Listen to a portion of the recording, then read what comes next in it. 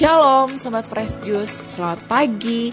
Jumpa lagi dalam renungan Daily Fresh Juice edisi OMK. Perkenalkan, saya Magdalena Yamlean, member grup OMK DFJ Fellowship 12 dari Gereja Santo Agustinus, Paroki Karawaci, Tangerang. Sesaat lagi kita akan mendengarkan renungan Daily Fresh Juice edisi OMK Selasa 21 Juni 2022 bersama Kakak Domi Denita Naibaho dari Pekanbaru yang juga merupakan admin grup OMK DFJ Fellowship 12. Selamat mendengarkan.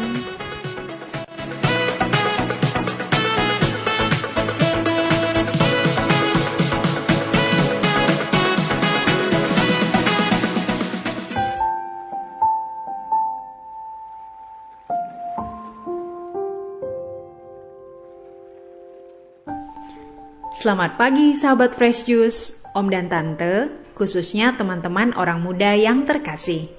Apa kabarnya hari ini? Semoga semua sahabat Fresh Juice selalu dalam keadaan sehat. Senang sekali dapat kembali menyapa sahabat Fresh Juice bersama saya, Domi Denita Naibaho dari Pekanbaru, di renungan Daily Fresh Juice edisi OMK. Hari ini kita akan membaca dan merenungkan Sabda Tuhan yang diambil dari Injil Matius bab 7 ayat 6, 12 sampai 14.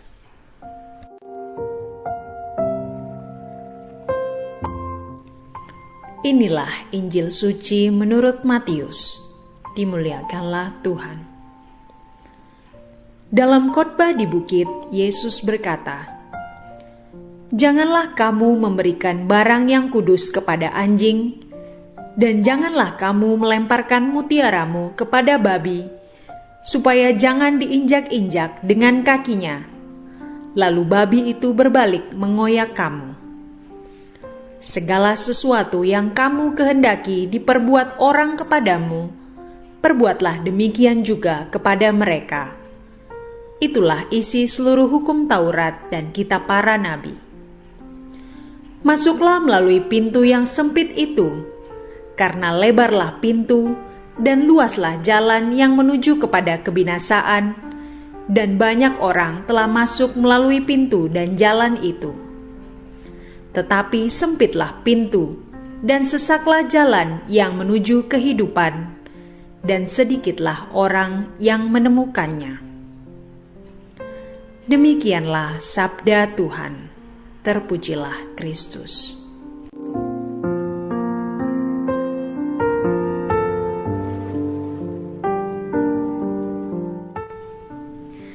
Saat tahu mendapatkan renungan dengan bacaan Injil ini, saya teringat sebuah lagu rohani anak-anak saat saya kecil dulu. Begini kira-kira lagunya. Di dalam dunia ada dua jalan, lebar dan sempit. Mana kau pilih? Yang lebar api, jiwamu mati. Tapi yang sempit, Tuhan berkati. Ya, pada bacaan Injil hari ini, Yesus menyebutkan ada dua jalan yang tersedia. Pintu yang sempit dengan jalan yang sesak, dan pintu yang lebar dengan jalan yang luas. Pintu yang sempit dengan jalan yang sesak itu menuju kehidupan, dan pintu yang lebar dengan jalan yang luas itu menuju kebinasaan. Dan Yesus meminta kita untuk memilih pintu yang sempit dan jalan yang sesak itu. "Masuklah melalui pintu yang sempit itu," kata Yesus. Karena Yesus pastilah mau kalau kita semua anak-anaknya pada akhirnya akan bersama dengannya dalam kehidupan yang kekal.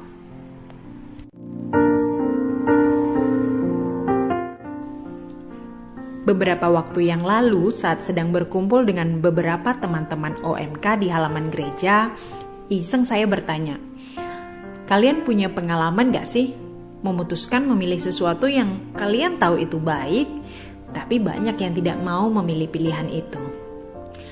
Seorang dari mereka menjawab, "Ada. Di kampus, saya memutuskan memilih untuk mengikuti organisasi perhimpunan mahasiswa. Teman-teman gak ada yang mau ikut. Buat apa buang-buang waktu, kata mereka. Awalnya saya ragu, karena gak ada satupun teman dekat saya yang mau mendaftar. Tapi karena saya tahu itu berguna bagi pengembangan diri saya, akhirnya saya putuskan ikut mendaftar dan bergabung, ceritanya. Sahabat Fresh Juice yang terkasih, di dalam kehidupan kita pun, mungkin kerap kali kita menjumpai situasi-situasi seperti ini. Namun seringnya kita terjebak dengan pilihan itu. Kita lebih nyaman dan lebih merasa aman dengan pilihan yang diminati banyak orang. Bahkan tidak jarang standarisasi kita adalah seberapa banyak orang yang melakukannya atau seberapa banyak yang memilihnya.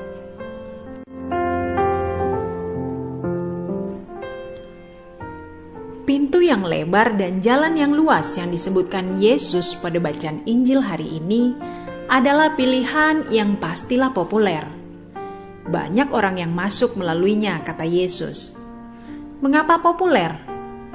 Karena jalan itu tidak terikat oleh peraturan Allah. Asal senang, lakukan saja. Jalan yang nyaman dan tidak membuat repot. Lalu pintu yang sempit dan jalan yang sesak itu adalah jalan yang sepi, karena tidak banyak yang melaluinya. Jika kita melewatinya, bisa saja tidak ada orang lain yang memilih berjalan bersama. Bahkan memilih saja sudah ditertawakan, apalagi melewatinya. Belum lagi jika dikatakan sok baik, sok suci.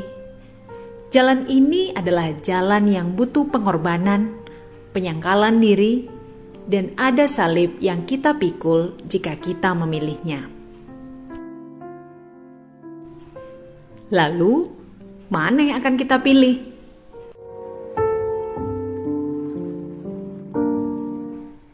Kalau zaman dahulu, kita kerap kali mendengar nasihat orang tua.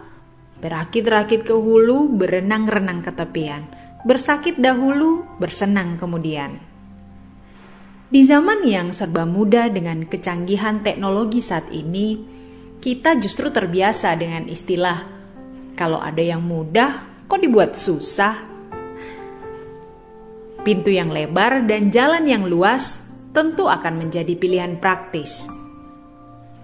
Tapi, mengapa Yesus meminta kita memilih pintu yang sempit itu? Bahkan di Lukas 13 ayat 24, Yesus juga berkata, "Berjuanglah untuk masuk melalui pintu yang sesak itu. Menemukannya saja sudah susah, masuk pun mesti berjuang."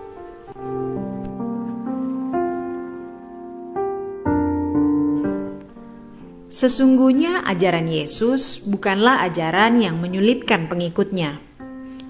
Memang di mata dunia, terkadang kehidupan Kristiani terlihat sebagai sebuah beban.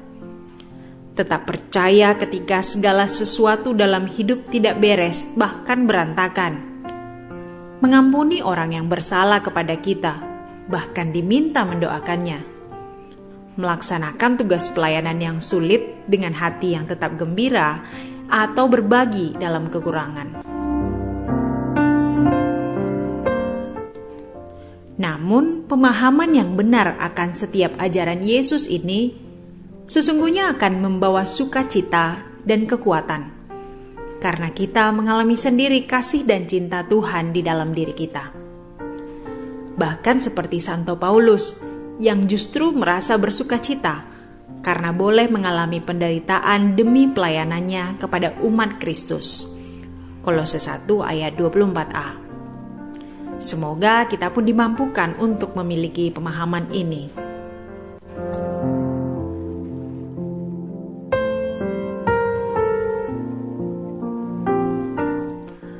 Maka ketika kita mengikuti Yesus, berarti kita juga menyadari bahwa kita memiliki keputusan untuk menjalani pintu yang sempit dan jalan yang sesak itu. Hal yang tidak mustahil, asalkan kita selalu menjadikan Kristus sebagai teman perjalanan. Bersatu dengan Yesus tak akan membuat kita kesepian, lapar maupun haus. Dan kehidupan kekal yang membahagiakan menanti kita di akhir perjalanan.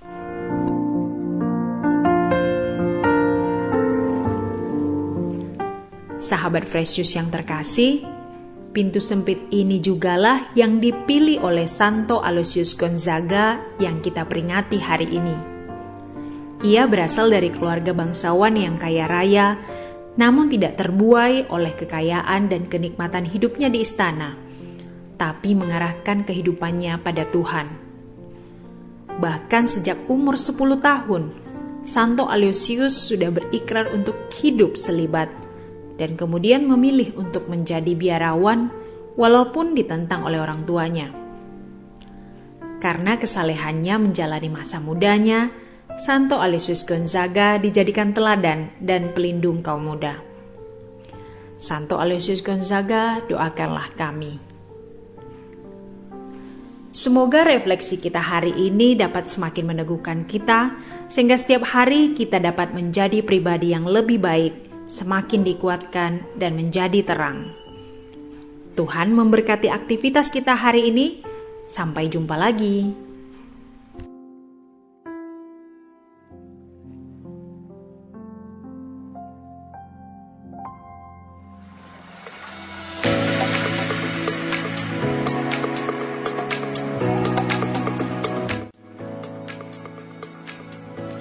Demikianlah renungan Daily Fresh Juice edisi OMK hari ini.